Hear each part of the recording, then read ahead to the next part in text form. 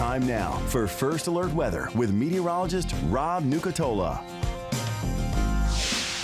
Good morning, everybody. We get started on our Wednesday. Most of our temperatures are going to be someplace in those middle 70s. This afternoon, we're likely going to find most of our temperatures in the middle 90s.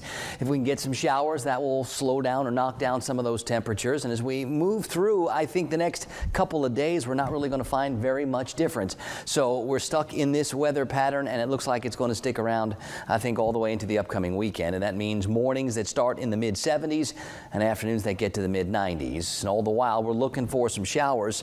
And remember, these are scattered. Some areas get a bunch of rain.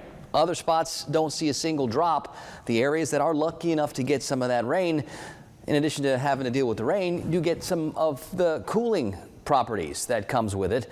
Those areas that don't get any rain, long duration, hot and humid, and that's what a lot of us have been putting up with for the past few afternoons, and we'll have to continue doing that for the next few. It's 78 degrees in Tallahassee. It's 76 this morning in Valdosta. We're getting a report from Thomasville this morning. It's 73. Got those dew point numbers in the low to mid 70s, so that icky sticky factor is still high, and it's still something that we're going to have to deal with all day also. 75 this morning in Bainbridge. Quincy's at 73. Perry's at 76. Moultrie's checking in at 74, so a real tight grouping, mid 70s. Not much of a breeze, so like yesterday, we're going to be looking for some fog out there. Yesterday, there was some pretty thick fog up and down the I-75 corridor. Right now, around Live Oak, I see visibility down near 2 miles, Valdosta near 6, and I suspect we're going to find more areas with some visibilities that do drop. Some showers over parts of the Gulf waters. Most of it is south of our land areas and moving from east to west again.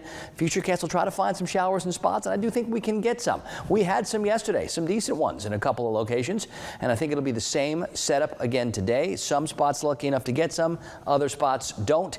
This is going to be the forecast that continues tomorrow too, and likely on Friday. It's all got to do with all this warm, humid, unstable air in place, and as the sea breezes start to work together, that'll help to trigger some showers in a few spots. It's not like we have new energy that's coming or new air mass that's coming to change things up or give a one line of showers that you can track and estimate when it's going to be here. That's not how any of these work. This is when we get those pockets of instability and we get some of that extra moisture, and you need that one little trigger mechanism to shake those showers from the clouds. The sea breeze is usually the main one, so as that lifts in from the Gulf or lifts in from the east, that's what will trigger some showers later on this afternoon when we get to that peak daytime heating. And of course, that's likely when temperatures are way up in the middle 90s or hotter, and you mix in the humidity, it's going to feel like it's probably someplace closer to 105 again. Now, in the tropics, not a lot happening for the Gulf or for the Caribbean. A couple of pockets of showers here and there, but nothing that's developing. As we get a little further out across the Atlantic, now we're starting to watch two spots. One a little bit to the south and east of Bermuda, another one a little further south and east from there. Neither one looking all that impressive, but both over the next week with at least a 10 or a 20% chance for some sort of development. So we've got our eyes on a couple of things now out across the Atlantic. Nothing that we need to be concerned with, but certainly something that we'll continue to monitor for you. On the Gulf, close to home today, lots of hot, lots of humid, some scattered showers put the winds up to about 15 knots and the seas up to like 2 or 3 feet. It's 70s and 80s, warm, muggy, some patchy fog. Sun comes up at 7:12. I think this afternoon, a lot of us are going to spend many hours in the mid 90s again. So much hot, so much humid, feeling about 10 or 12 degrees hotter than it is. So dangerous, kind of hot and humid again out there this afternoon.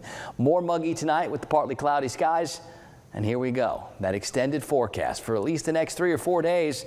I don't think there's much chance for any kind of change. Now, as we get towards the end of the weekend, beginning of next week, now I think we start to see a little change, maybe a little better chance for some organized rain, and hopefully what that'll do is slow down those temperatures, prevent them from getting so hot in the first place.